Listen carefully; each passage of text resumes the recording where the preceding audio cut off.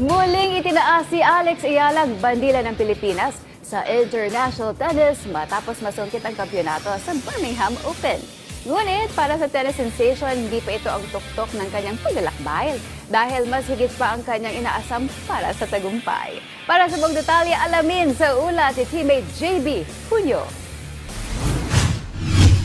Patuloy ang pag-angat ng karera ni Alex Ialag matapos masungkit ang kanyang ikalawang WTA 125 title sa pamamagitan ng pagkamit ng kampyonato sa Birmingham Open.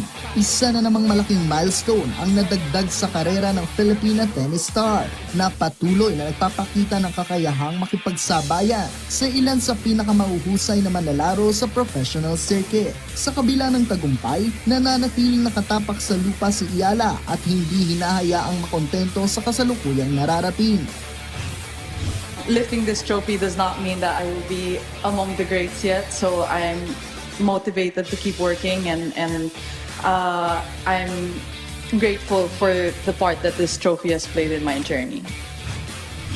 Ayon kay Ialag, ang panibagong kampyonato ay hindi pa katapusan ng kanyang misyon, kundi isang hakbang lamang sa mas mahabang paglalakbay bilang isang profesional na tennis player. It was a really tight moment and I knew that if I didn't go for it, Nikki would go for it, and it's one of those days where a little bit of luck and intention was what got me through.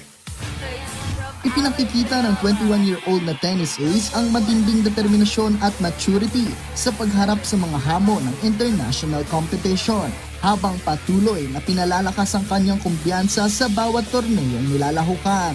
Sa ngayon, nakatutok si Ialag sa mga susunod na kompetisyon, dala ang mas malakas na motibasyon at hangaring makamit ang mas mataas pang antas sa mundo ng tennis. JB Junio para sa Atletang Pilipino, para sa Bagong Pilipinas.